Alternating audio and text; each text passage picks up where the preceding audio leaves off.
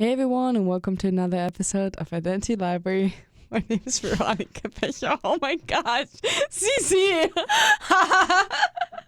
And today I'm joined by Cece Harrison. And can you imagine, this is the first introduction that I was actually failing on, because the first 5 seconds she's just made me laugh and I wasn't even able to record it. But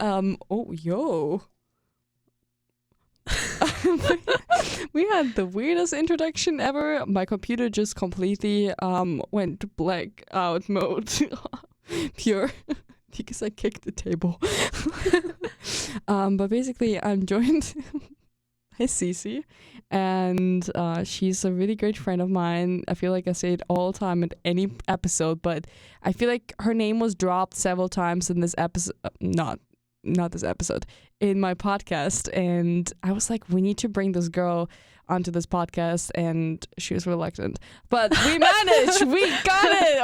Okay, I'm giving myself some credits for the fact that I managed to do it. Would you like to introduce yourself, maybe? Sorry. Hi, I'm Cece, and I'm one of Veronica's friends. We've been friends for a bit over a year and a half now, I think. And I'm a nuclear engineering major with minors in mathematics and material science and engineering, and I'm a sophomore. Well, it's summer now, so I guess I'm a junior, class of 27, and yeah. Okay, give me a fun fact. I mean, it's not only about majors, right? Okay. A fun fact about me is I have quails, lots of them. Yeah. That's a good fun fact. I was like, she's also the greatest singer. She's really humble about everything she says, by the way. Like, you will probably never hear her boast about her accomplishments, but she's probably the smartest person I know. I'm not even exaggerating, and that's a non-exaggerated Veronica honest German answer. Really, really smart person. Greatest friend, like, seriously, someone who is probably my psychologist half of the time. I shouldn't say that, but someone who can be just there for me, and whenever I need to process things, she's like, okay, I will call you, I will check on you, I will listen to your talk for 10 hours, and I will give you good advice and reply to your struggles. So, love you. I love being there for you. Thank you. So today, since this is like a special edition episode that I'm releasing right now in May, I hope everyone who's listening to this episode is enjoying their summer and had a great graduation. So check out the other episodes about graduation and everything. And I really wanted to talk about a topic that I feel like we never addressed, but it's important nowadays, I feel like. And it's being a woman in STEM fields, or in general, like in engineering, can be also business, but kind of like a little bit more gender-related topic that just talks about it. I mean, it's an important field, right? So maybe let's just dive in. I mean, really spontaneously, however you want. I'm giving you the stage, seriously. Yeah, I guess to contextualize things a little bit for me and my personal journey and how I made my way to engineering, I was very dead set on being a political scientist for the longest time, because all that really mattered to me was that I had a career that could help people and that I did something that could kind of outlast me. And so the idea of getting involved in law and politics was kind of the primary avenue that I thought about doing that in. I did do a summer program here right after my junior year of high school that was in nuclear engineering, and that was 3 weeks long. And that was kind of the first STEM extracurricular I had ever done, ever.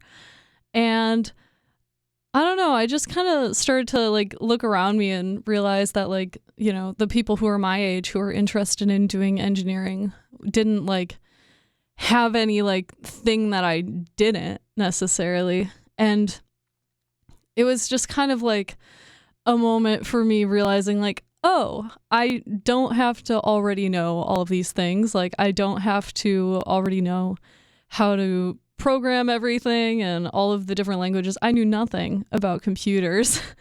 And that's such a big part of engineering, which is part of why just the field and the career never crossed my mind.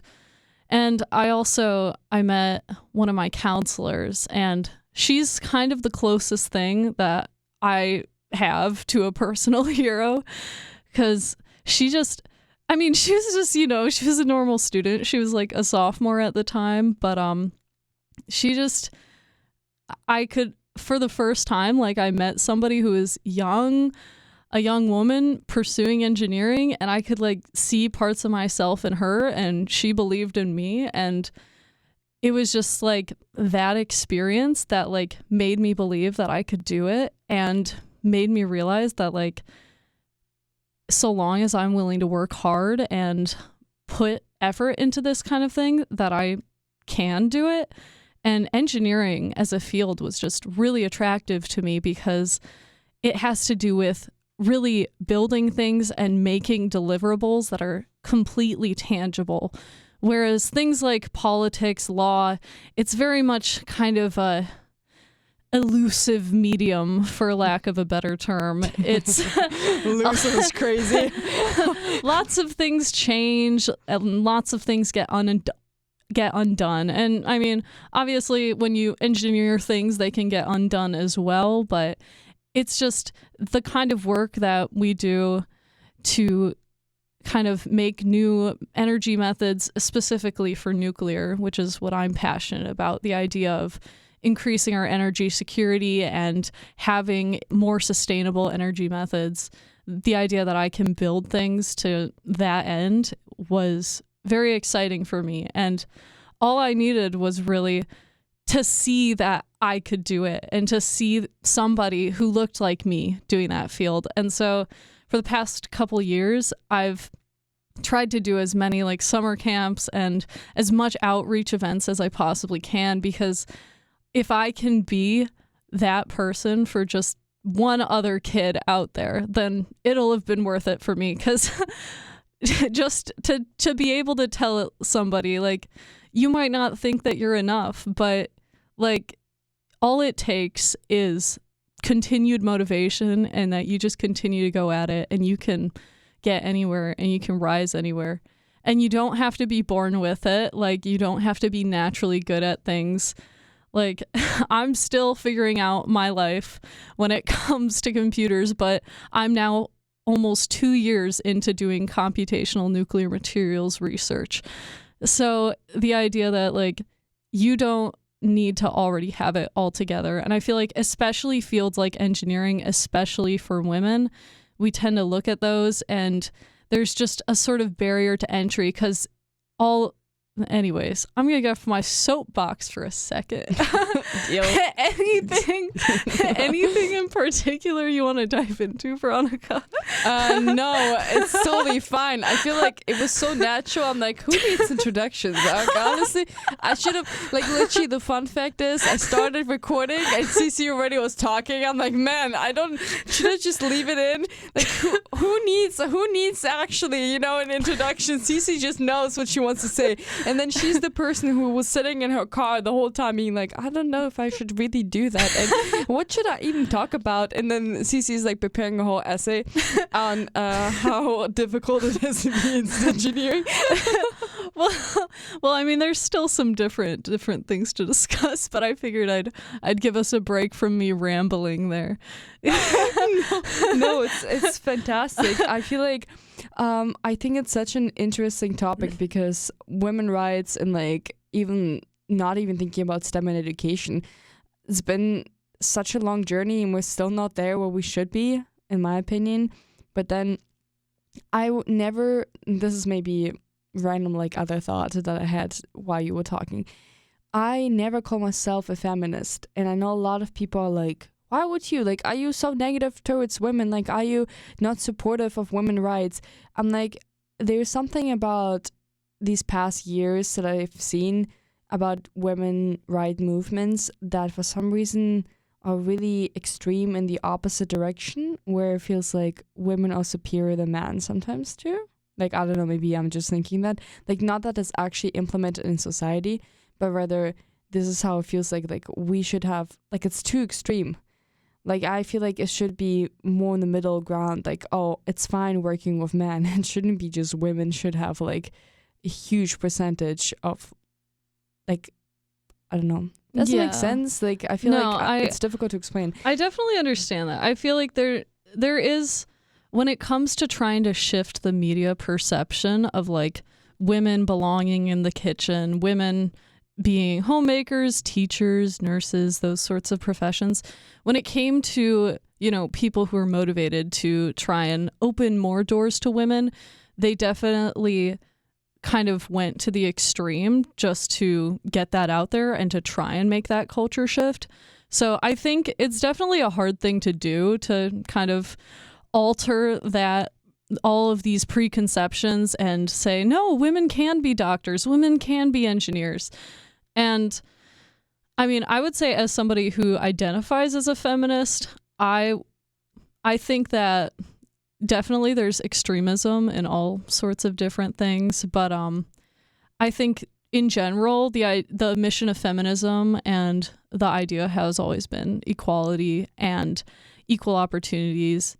So I would definitely say that, like, you know, of course there's different people in different extremes, different levels, but that's at least how I view it. But yeah. Maybe like, even I think what I like to say is not being a feminist, but rather to kind of justify it being a supporter of women. Well, it's kind of feminism, but what I mean by that is I love when women support each other, when they get together, when it's a community where you can be yourself, where it's really inclusive inclusive. Yeah. Yes, sorry, I was just pausing. Like, I'm trying to say like everyone is like included, not excluded. Yes. And I love where I don't feel like women are fighting against each other who's better, because what I also have been seeing is in STEM fields, and that's generalizing it, that women compete against each other for a quota. So it's like almost, okay, we can only accept 10 women in the program. You know, when there is like a quota like that, that means women will be fighting against each other rather than we fight to have more seats to begin with. Does it make sense? Like, it's a perspective shift that I sometimes miss, where it's like, it's not about who's gonna get the right husband. Oh my gosh. It's not about the fact who's better out of all women in the room. It's about the fact that it doesn't matter what my gender is.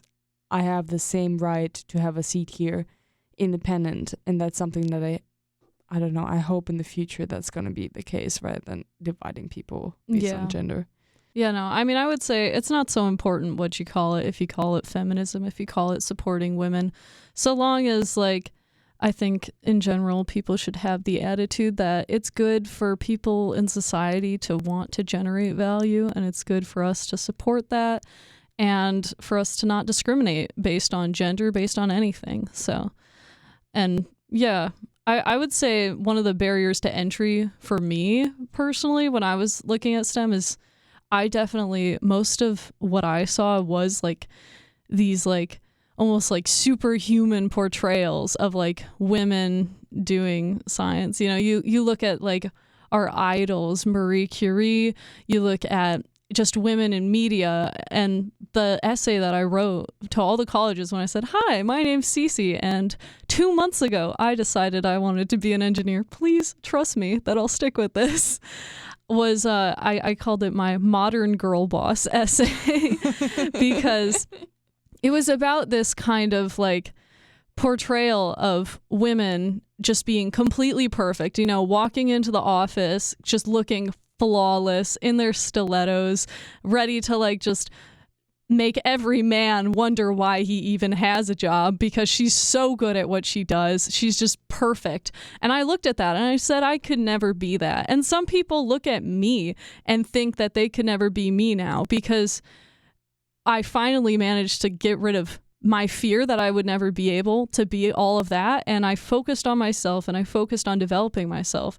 And I just tried my hardest to like, you know, do the things I'm passionate about. And it's not as important to me if people think that, you know, I achieved like superhuman status or anything. And I certainly haven't yet. But, you know, I hope someday to really make something of myself. But it's just like the fear that like it's impossible to measure up to like some of these like icons that have existed that like get so much attention. And like these are most of the only actual images of women doing like engineering and doing these STEM fields that you see in the media. Whereas like guys, you'll just be like watching like Top Gun and there's a dude who's just chilling being an engineer and that's just like his job and he's just like vibing. And you're like, yeah, he's a guy. He's an engineer. Sure. And that's just like his job. And it's just like normal.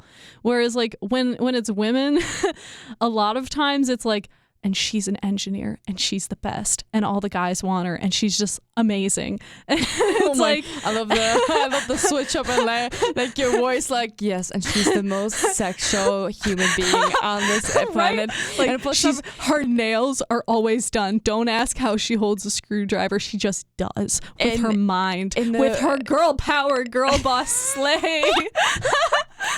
It's special power if you didn't know yet. For everyone out there who's not an engineer, like I'm just telling you, like this is why I'm friends with engineers. I like actually absorb their energy. Like I don't have it myself, but being surrounded by Cece, I just become also telepathic. But basically, no, I totally agreed. And the best thing is, you know how it's like the woman enters in the movie and she's like the most beautiful model for some reason too, and I'm like, man. That's not how it is either. That's not the picture you get. We are just human beings, and why the heck do women have to look pretty like a supermodel and then man, like it doesn't matter. They're just engineers. You guys can't see me, but I started up a nuclear reactor today and I look like I haven't slept and it's because I haven't. So oh my god, like it's and no, my nails aren't done. They're actually chewed down to the nub from studying for finals. So yeah, it's engineering is not always pretty, unfortunately. No, but I think it is. I'm happy that there are more initiatives that are trying to get more women into like STEM fields. But I think what I'm thinking of barrier to enter, I've experienced it actually a couple of months ago. So one of my closest friends is the director for IEEE on campus here. So that's, for everyone who doesn't know, it's a engineering society, I would say. Like, is that the best way? Are you aware of it? Do you know what it is? No, man, I've never heard of that. Oh my gosh. Oh my gosh. Never mind. It's actually it's a huge like network of different universities across the globe or like the United States. And they specialize in like, it's mostly for electrical engineers, computer engineers, like a lot of like in general, just engineers are like there. It doesn't matter what field, you can find something. And they have from like robotics competitions to like different outreach companies coming in, like a lot of different events and subgroups. And so basically he was asking me for help with project management. And I was like, this is probably just a small mini organization, realizing later it's a huge one. And he invited me. He was like, hey, you should come to one of our events. And so this is like a STEM event. And you always will tell me how it is to sit in a classroom, in a STEM classroom as a woman. You can elaborate if you want to. My first, so usually like when I have my engineering classes, if I like really don't know anybody, there's usually like a little clump of girls who you can sit with, and then like we're all kind of fast friends because, you know, it's us against the world. But I walked into my fluids class at the beginning of last semester, or I guess this spring semester. And I was like looking around, I'm like, where's the clump of girls? And there was no clump. No one existed. There was none. There was one girl and she already was friends with a guy. So yeah, that was kind of a no-go. So it was just, you know, me chilling by myself in this class of like 60 guys. And actually I tried really hard over the semester to make friends and nobody would be my friend. Oh my gosh. There was some were better than others. There was like one guy who I'm like, I don't even know you, and I think you're like kind of a crap person because what the heck? Isn't fluence class also for seniors? Like, or is it no? only Fluid mechanics is usually like juniors, I think. Juniors, because I feel like I know. Sam took it this semester. And I know someone else who took it too, because there's an overlap. But basically, speaking of crappy people, no, I'm joking. So I'm entering this room. Thank you for the elaboration. That's exactly what I needed. And first of all, I'm a business major who's entering the engineering group. And I was thinking, they invited Texas Instruments, what is a huge company, right? Think of your calculators. That's what I like to explain to people who have no idea. They do more than that, just disclaimer. But I entered the space and I was like, well, it's going to be probably a small room of people. Like, it's okay. And then apparently they advertised so well that it was filled up. People were standing in the back. It was a huge room. Like, we were probably more than 80 people, like probably 100 something. Like, it was so big. I'm like, this is not even funny. And I enter like, the bubbly self that I am sometimes. And I see Mario right away. I'm like, oh my gosh, hey, my friend. And I forgot that he's the president, but I'm like hugging him and I'm hugging everyone. And I'm just, like being the huggy, touchy Veronica that I am. Like, and I realized that I know the whole board member, like all the board members almost. And the whole room goes like, who is this girl? Oh my gosh. And like a whole group of people are just watching me, like their eyes are following me, and I'm like, is this how Cece feels every single time when she takes engineering classes? So I'm standing in the back and people are just looking at me like from time to time being like, and the only two girls that are there are both married already, both from India. I'm also the only white girl, if I can say that this way. And people are like, oh, are you an electrical engineer? Wait, you're a computer engineer. Maybe computer science? And I'm like, I'm a business student. So it was a really fun experience, but it made me realize, man, business is like, it's something in between. Like, business is also mostly men, but for some reason more women get into the programs nowadays. But I feel like for some reason more men end up in executive positions and more men stay in the field too. Like, we start off with more women in the quota because of grades and because of women. I don't know, maybe it's a stereotype, but I feel like a lot of women are really involved in school and they get into the program, but they drop out or they switch and something else happens. So the quota changes. So you're like, you can meet women, but then they are gone for some reason once you're in a work field. Yeah, no, the women in engineering also similarly, the population kind of peters off, and for similar reasons. I mean, a big part of engineering curriculums is like having weed out classes, and just like, especially like your first couple years, you're really like, you're kind of getting like, trying to think of like a nice way of putting it. Yes. No, go ahead. Just say it the way it is. You're getting a little railed, not gonna lie. But you're just getting slammed with content, like, and it's a lot. And a lot of these classes are designed to weed you out, and they're designed to like make you consider, like, is this something I really want? And like, am I going to put in the time and the effort and the motivation to like seriously get there? But like, a really interesting stat and like a thing that's been studied a lot has been like, the women who end up dropping out of engineering as a result of these like weed out classes typically have better grades than their male counterparts who stay in engineering. And this just originates from like, that lack of representation that I talked before about, and like the idea that we have to be like amazing and like the best. And like, also, even like in my experience, not being able to make friends, and like, especially in the classes where it's all guys, like they don't want anything to do with you. And so like, it's so much easier for women to like doubt themselves and to like wonder, am I supposed to be doing this? Can I do this? And to end up dropping out just in school and switching to a different kind of STEM major or even out of the STEM discipline. And then, I mean, yeah, it's also a huge issue once you get to like professional level. There's issues with workplace harassment. There's issues with just work culture where, you're going to be the only woman at the office, and sometimes they're not happy to have you there, and they will push you out, and a lot of women end up switching careers as a result. So it's the kind of thing that's just like, you hate to see it. And I mean, I think it's getting better, but like even nuclear, we're 13% women last I checked. So I think my class is hovering around like 20% right now.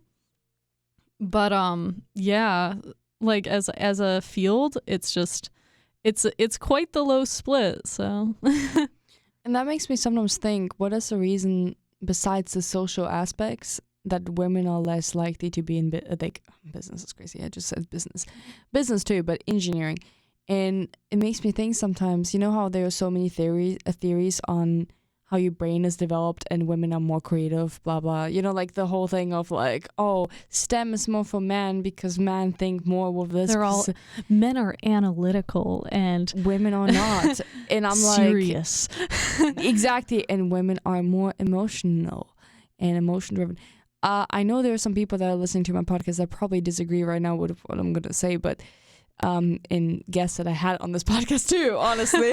But you know what? I think, and you could disagree, I think there are differences sometimes. Like I see, like when I talk about relationships with people, for instance, I feel like the way I have a conversation with a guy is different than with a girl, because I think we sometimes do think differently. Like we approach relationships differently. We want different things. Like the values and what we get out of a relationship is not always the same.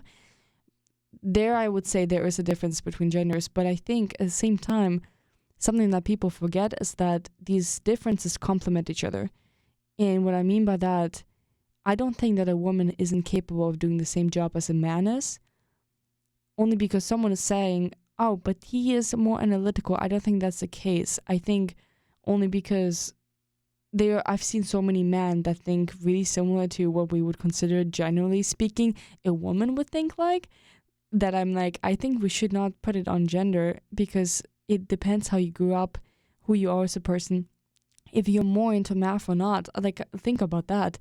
If you were conditioned to believe that you're bad in math, okay, let's start with that. Like, the amount of people think that they're not good to be in STEM because of their skill level, because of teachers previously saying that they're not good at something.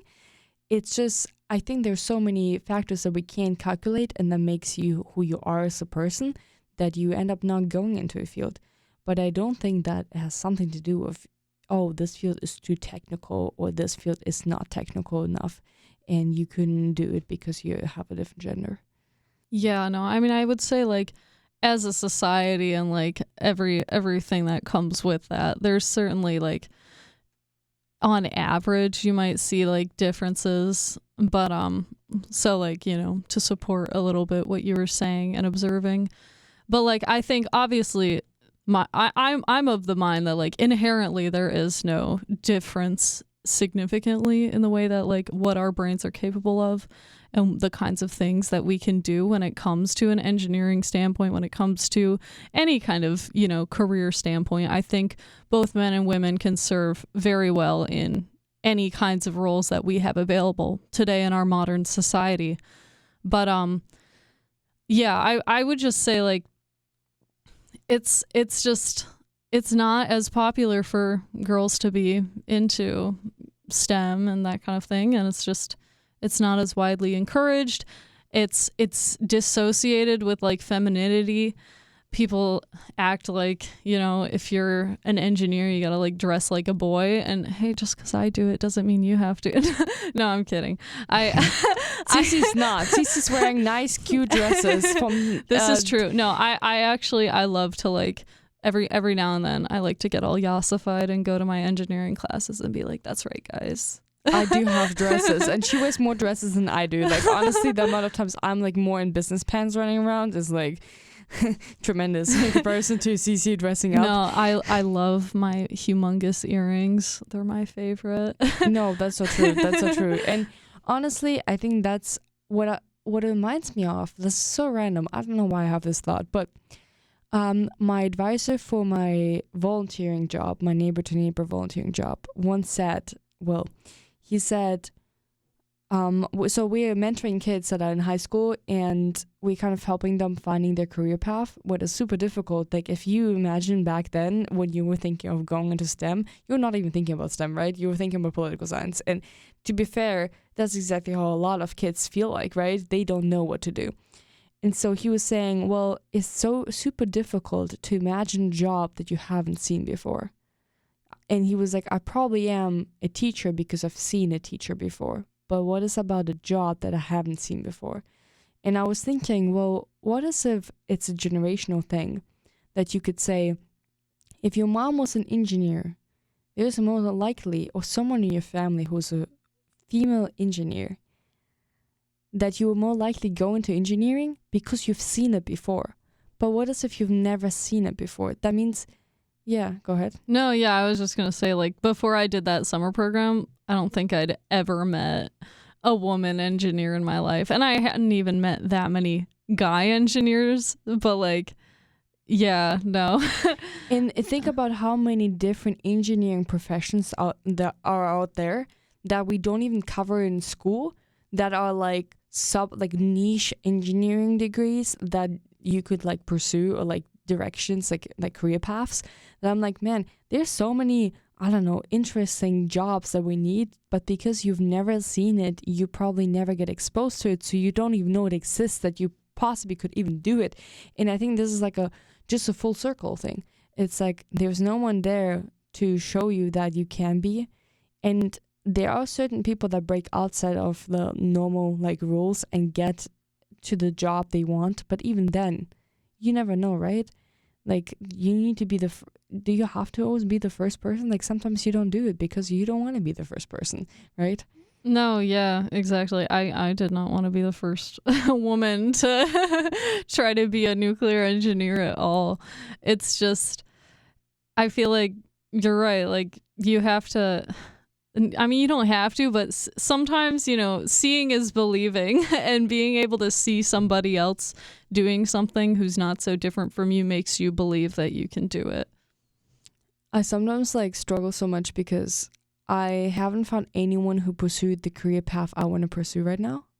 In the struggle of, it's not even about gender, it's like I just don't see anyone who's done it. So I'm like, how the heck do I find someone who I can even call a mentor or like a role model, because I want to do something that is a little bit different. And I'm like, man, I just don't know where to find this person. Like, who can I ask for advice? Like, how can I figure it out? And it feels like when you were talking about how you went to so many outreach events, I'm just sitting here, I'm like so proud of you. Like, I'm just like, hey, this is exactly what we need, because we need people that go out there and they are a representation maybe of a field that you would not consider like being like a typical women, I don't know, female like field. Yeah. I mean, like, once again, I always go back to like, I really don't know where I would be if I hadn't done that program and if I hadn't met that counselor and like had that experience. Like, I probably wouldn't be here. Like, and you know, I'd probably be getting ready for law school. So it's just like having programs like this, having outreach, and like especially having role models who are engineers, who are women engineers, is just like, it's just so incredibly valuable. And like I just always think like, you know, I probably won't know the magnitude of the impact I make on people, but like I can just, you know, I can hope that like at the very least I might somewhat normalize the idea of women in nuclear, of women in engineering, and just by getting out there and making sure that that whatever panel is speaking at like whatever outreach event that we're doing like isn't all guys, by showing that like women have a place in our department, have a place in this field, in this discipline, and just putting that out there, it normalizes it, it hopefully inspires people. And at the end of the day, you know, even if I am like, if I go out there and I barely do anything with my engineering career, if I at least recruit more people into this amazing discipline and get people to really believe in themselves, then I will have done something that I can be proud of. This is like, I'm just proud of you. I'm just sitting here like, yes, you have a fan right now, a really big fan. No, I think it's a stereotype. Something like that also I was thinking of as people, I don't know, I feel like people are really, since they have a stereotype and then they see like women and they're like, oh, I would never, like I hear it so many times, I would never date a woman that are, that is an engineer. Like, have you heard that before? Like people being like dropping this randomly, or like, oh, I don't think she's capable of doing the same thing as I do. Like there's so many like comments you hear on a daily basis. How do you deal with things like that? Like if you ever get like a negative comment? Yeah, I mean, I will say I think I've been fortunate that most things that people have to say about me, they don't say to my face. But I mean, yeah, it is tough because sometimes you do notice that your professors treat you a little bit differently, and not necessarily like bad differently, but just not how they would treat your male counterparts, which is, you know, it's just kind of interesting. But yeah, I don't know. I think one of the great things that I've been able to find for me is like, at least the friends that I have found, like the guys who are, you know, who will like be friends with you, like they just, you know, they genuinely don't care. And like that's how it should be. Like it should not be a big deal necessarily like that I'm a woman in engineering or anything like that. Like it's just, I'm a person with an engineering major and I'm trying just as hard as the next guy to to make it through and make it to the end.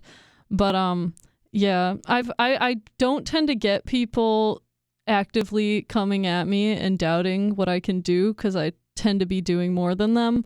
So they can't, you know, there's not really a leg to stand on there. You know, I mean, I do try to make whatever work I do good work. And yeah, but like, you know, there's jokes now and then that you hear about DEI, or like it won't be people talking about me, but they'll be talking about like some other girl in the department, and they'll be like, oh, she's only, you know, like whatever. And then like, you know, hearing things like that and you have to wonder, or even like the person who I said is my personal hero. Like I've heard people bad mouthing her and they're like, she's just like, basically they're like describing qualities that, it's so stereotypical. They're describing qualities that like people would be like, wow, that guy's a great leader for being that way.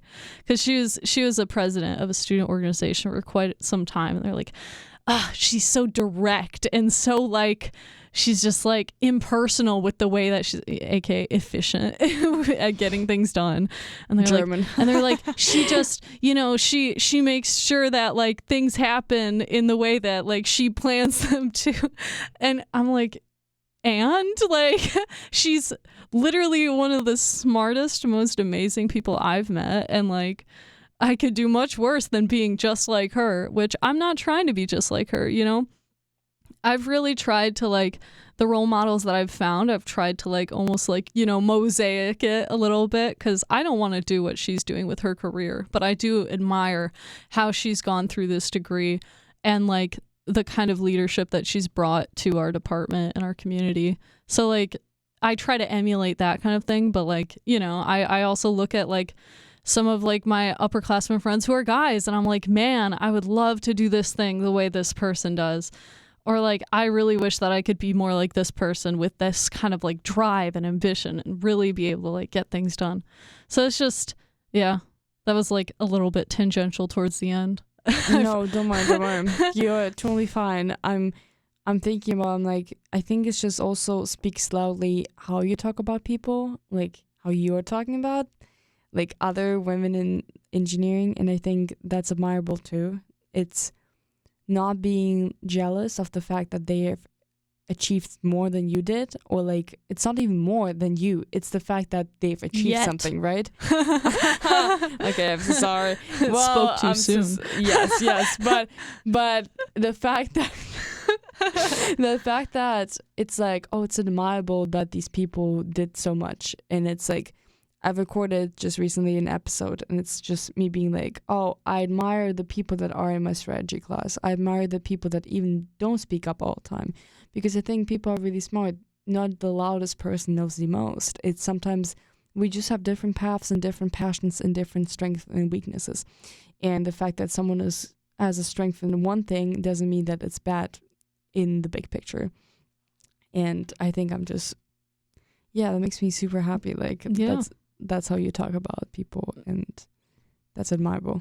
Again. Well, I mean, I would say most of the time for engineering, from what I've seen, is like when people are talking bad about like another student or like another person they know, unless they did a group project with them and that person like did terrible, in which case your grievances are so justified. Group projects are the worst. But like, oh my gosh, but yes. if people are just like trying to tear somebody down, it's always because of jealousy.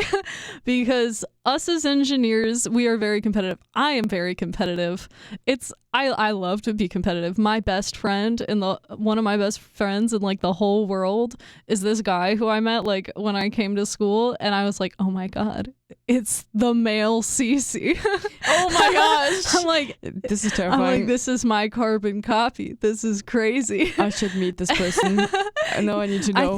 I think you've like met him like once or twice. Oh my gosh, this is worse. Well, you've never had like a conversation with him, but like no, that means I have met him yet, because if I met him properly, that would have been a conversation of 30 minutes or more, unless he was really busy and tried to just disappear as fast as possible into the nuclear reactor building. Yeah, he actually does also work there. We got our licenses together. Oh my gosh, then I do know him, Robbie. By the way, speaking of nuclear reactor, I know this, I don't know, I think this might be a nice like add-on about our program. Like, can you just tell us more about the nuclear reactor? And it's on campus, right? Like, yeah. Like, what you've been doing there. I mean, you're also a woman there, probably one of the only ones too. Yeah, no, I'm the other woman is now graduating, so now it's just me. But oh my gosh. Guys, I am the diversity of the Polestar reactor operators, because we're all white too. So this is it, guys. I am the diversity brochure of the Polestar.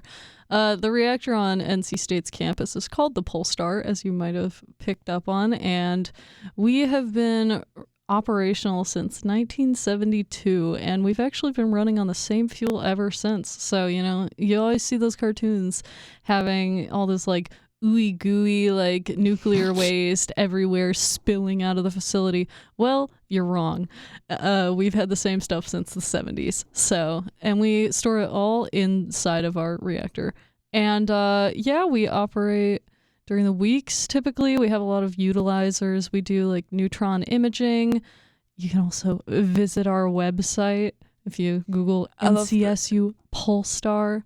I love the random marketing is included. Just saying, Don't forget to like and subscribe. I'm not getting sponsored by that. Just a disclaimer. It's a non-paid advertisement. Yes, but no, we have the most powerful positron beam on the Western Hemisphere, which is pretty cool. We get to do lots of really great stuff for research, for materials research. We can expose things to radiation and see how they behave, which is really good for, you know, building reactors when you're like, I wonder what this material is going to do if we make a fuel out of it, and you can test that. So the NC State Polestar is very cool. We have, I think this past year we had the most tours of any research reactor. So, you know, that was cool. So, if you go to NC State, you can like go to the website and try and reserve a tour, or like try and find me low key. But just want to say, Cece's gonna be the person leading the tour, maybe most likely. She did actually for us. It was fantastic. It'll be me or it'll be Zach. No, but you should have seen that she was the most confident person I've seen in their years. That's how it felt like. She was like, I know everything, and I will tell you a full like explanation. And I know you all are not nuclear engineers, but I will explain to you how this whole thing works, and also why you should not throw yourself and your body for some reason. Why this came I don't up. know why you guys were so into jumping in the pool. that was a big question there. There was a discussion for probably I don't know how many minutes, but the whole tour was about us jumping into the how deep you'd have to go. Water is a very good shield, which is why we use it. So that's why treading water inside the nuclear reactor. This is how it feels like, and I was just like, this is just crazy. We were like, how deep should you go? And Cece is like, poor Cece is like, I'm calculating in my head really fast the percentage and the impact. I don't have the attenuation coefficient of water memorized. I'm sorry. Honestly, of all the ones that I should have memorized, I should probably know that one. But, we'll worry about that later in my degree. I don't need to know that right now. The worry is, the worry was the guy that was sitting at graduation in front of me, and he was shouting, I got a 2.9 GPA, and I graduated with an engineering degree.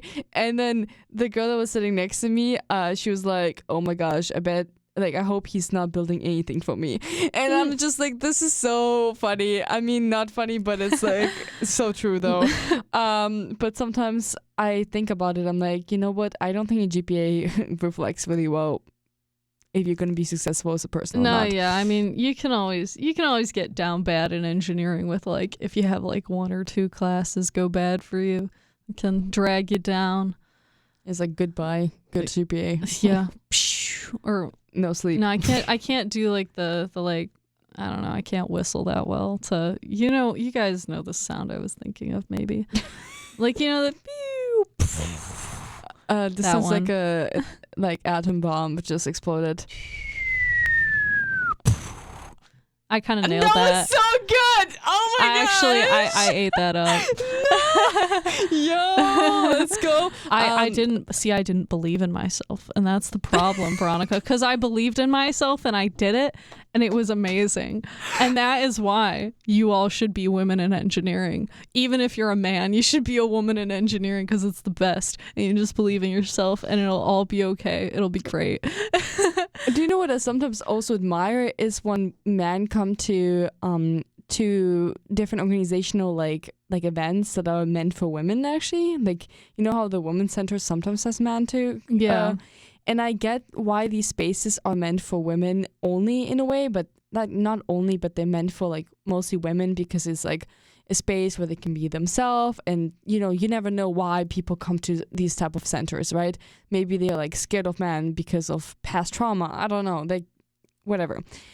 But what I'm thinking is, I love when men are also exposed to like certain things and struggles and feelings and like events where women are present, to kind of get like a reverse perspective of how life works sometimes, and just see, oh, this is just something, this is what you do, and this is how I can get involved, and I support women too, because I think that's a really admirable fact if you can actually be involved too.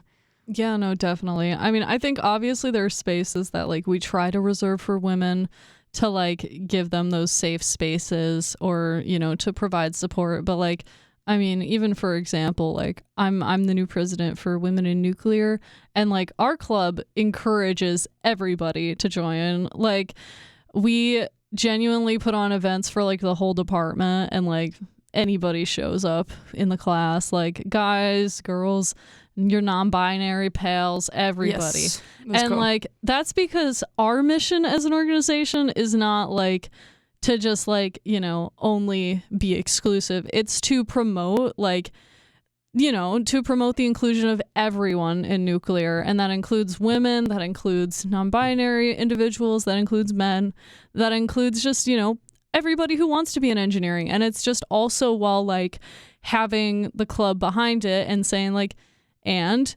this club is really supporting women in nuclear, and anybody who wants to come to our events, that's awesome. And, we're just here to like be welcoming to everybody and to provide that space. So, I mean, yeah, I don't think it obviously varies, but I think there are a lot of good organizations that like, are inclusive of everybody. And the whole point is that you have everyone coming and wanting to kind of all be like enthusiastic about that goal, but also just like hang out and like, do things together. And it doesn't have to be like a huge deal that it's like affiliated all the time.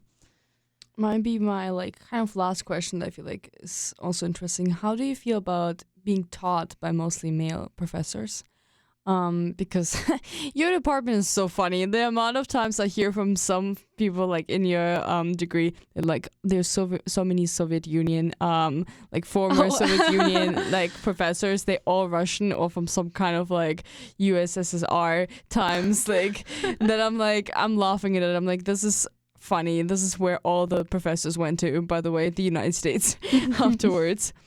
But yeah, I don't know if you yeah, I will say we've got a lot of guys. But let's see. I think I've had like 4 women professors through in STEM through my whole time here, which it's not too bad. I mean, like that's like 5 classes a semester, and I had 4 semesters, so we're like quarter-ish less. But yeah, I mean, I will say like it doesn't make like as much of like a difference, I feel like, once you're in the degree and once it's just like your professor, because most of the time, at least in nuclear, like you're not gonna like develop like the most personal relationship with your professors, so it doesn't really matter how much you can like relate to them on that kind of level of like, did they also go through like being a woman in engineering and blah. And like the women professors that I've had, they're pretty much just the same as like the guy professors I had, except like I feel like they get like respected a little bit less. But or well, cause we'll whine about our professors in whatever class. It doesn't matter if the class is like low key easy and free, like we'll still whine. That's what we love to do as engineers. We like to whine. But so like we just whine in different ways though. So like for guy professors, you'll just be like, I don't know, man, he's just so arrogant. Whereas like women professors, you'll be like, man, she's just annoying. Like, and you can like kind of see like the different biases that maybe come into that, but like it doesn't feel like super, super deep, at least, which I think probably speaks more for like the transition that we've made in academia in general than it does to like what's happening right here, right now. Because like I think definitely in the past it was worse, and it was just like all guy professors, and the guy professors were used to having all guy students. But like at least now we've had women engineers for a while. It's not like crazy to have one, and like usually you'll have like a handful per class, and it's not always just like one. So like for the most part, the professors and the students relationship isn't too affected by gender, I don't think, in my experience. But at least not in any way that would be like harmful to me or my ability to learn, which is good, because that's what's important to me. Is it STEM related that you don't have a close connection to your professors, or is it like only nuclear engineering specifically for your degree right now? Like, what is the reason why you're not? Are there so many students, or? I mean, the nuclear department's pretty small, so like the professors will generally like know your name, but like, they don't care how your day's going, like, which is fine, like I would say, I mean, I think it just kind of depends on the professor. I think it might be more of like a cultural thing for some of the professors in the nuclear department, but I wouldn't know enough about that to really know for sure. But I don't know. I mean, because like I had like a professor for like math this past semester, and she was like just a ball of energy, and she was like always like super into it, and you're like, how was your weekend? She like tells you all about it, and she wants to know about yours, but like, and I mean that was a lot at 8:30. But oh my gosh. But it was great. She was great. I loved her. One morning person. But well, because she'd been up for hours like doing like CrossFit and stuff. But if anybody goes to NC State, you probably maybe know who I'm talking about if you've taken higher level math courses. But yeah, no, I don't know. It's like not the craziest thing though, because you're there for the class at the end of the day. You don't need them to like know you as a person or an individual a ton, unless that's like totally crazy to say, because given the look on your face right now, apparently that's an unhinged statement. Oh my gosh, no. Okay, sorry, you just exposed me. It was more me thinking, okay, I get it, but also I've seen so many other departments. Like business is similar. Like I feel like business, it depends on the professor and the class you're taking. The big lecture halls, it's less likely the professor will know you unless your name is Veronica and you're the only German student. I'm joking. But actually, my bachelor thesis professor, that is like my advisor for it, I took a class that was like a 200 something people class. It was like a huge lecture hall and he still remembered me. So I don't know if that speaks just about me, who I am, or if it, I don't know, whatever it is. But basically, I think there are certain classes that I appreciate having the connection, and others I don't really care as much. Because, for instance, when I was in horticulture science, I appreciate having the connection since I was transferring in, not having the background I needed. So I feel like it was just a nice way of having a connection and someone giving you advice and helping you with how to get through some content and like explaining it better. And I enjoyed the personal connection, but also I've been through like a German university system where it's like you know barely anything about their life. But okay, going back actually and kind of like wrapping it up, to not like walk away from the actual topic. What is the last comment or advice you would like to give when it comes to like anything we talked about today? Something you want to leave the like listeners with? Anything that comes to mind? That's a toughie. I already wasted all my ranting material earlier. Let's see. I mean, I would say it's just like, at the end of the day, like, yeah, engineering is like hard, but like it's only hard because it just requires a lot of effort and a lot of consistent effort, and you really don't have to come to school with anything too special to be successful in it. You just have to like want to do it. And so long as you like keep in mind why you want to do it and why you think that degree is important to you getting to your end goal, whatever that might be, or even if you don't have an end goal, because, you know, not everybody does, but like, just like, or if you know that you enjoy it and if you think that you're gonna like do well with that degree, think you'll be good at it or whatever, like, you do just need to see it out and you need to see it through. And not every class will be good.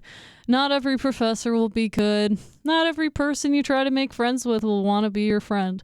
But that's okay, because generally engineering is only offered at very big schools. So you'll be able to find friends, even if they're business students. I'm kidding. Oh my gosh, you did not drop that. This is crazy. No, you'll find all sorts of friends with all sorts of different backgrounds, and that's part of what makes it special. This is the crazy statement. I'm sorry, I just need to get over that comment. It's like she just drops it out of nowhere. Well, okay, I acknowledge the fact that I'm more friends with business, with engineers than with business students, was kind of concerning at this point, and I maybe should transition. Because we're so cool. But oh my gosh, but that's crazy. Like the amount of jokes I was listening to in horticulture was like, business people would never take this class. I'm like, yeah, thank you. I am a business student taking that class. But the best joke that I experienced in class, I was really random. I don't know why I'm dropping it. Go for it. It's germination and germination. Like, you know. Right. Oh, I get it. I had to contextualize for myself that this was plant class. Yeah, not engineering. I was like, you just said the same thing twice. But I got it. I'm up to speed. Exactly. This is the great mind of an NC State engineer, you guys. You see how quickly I figured that one out. That really complex puzzle right there. That's crazy. So, dear listeners, thank you so much for joining in our really fun germination yes nuclear engineer. Believe in yourselves even when it's hard. Speaking of germination, oh yeah, there are a lot of plants that we bring to your nuclear reactor in order to see if there are like mutations that like happen with like the growth, etc., through like oh my gosh, my brain is shutting down through like the nuclear reactor, if that makes sense. Like just outside of the building or inside? Well, like actually being exposed to. Oh, like did you guys get like an experiment request kind of thing? No, but our department does it all the time. So this is something that runs through actually your nuclear reactor. Right. I think I remember one of the professors does stuff. She does it with like plasmas, to what I remember. Exactly. And that's my professor, by the way. A fun fact, that's my plant propagation professor. Really? So basically, yes, and I failed on the name, but it's like... Stoppelman or... She's helping out. But basically, it's like I forgot the name, we call this mutation, but it's a process. But yeah. Right, yeah. Fun fact, this is the connection. But... Thank you so much again for listening, coming to my podcast. I'm so happy that you were here. And I hope it inspired some people to go into STEM. If you're not, please don't give up in the first year, because the first year is always hard. And to be fair, I get it, but stick with it. If you are passionate about it, don't give up because of one stupid class or one professor you don't like. Let's be fair. No, and I mean, people will doubt you throughout your whole life. You know, sometimes you'll have a teacher who's like, you suck, and you know what, you just say, well, you do suck. That's nice, but but you know, people say things for all sorts of reasons, and like really at the end of the day, what other people think about what you're capable of is not important. And really, so long as you have time, so long as you have enough resources and you take care of yourself so you have energy, then you can seriously accomplish anything. And I really believe that. Thank you so much. That was such a good ending. Oh yeah. I will not hear from you. I wish you a great day, and that was such a random ending. But thank you so much for being here again, and have a nice day. Take care. Bye bye.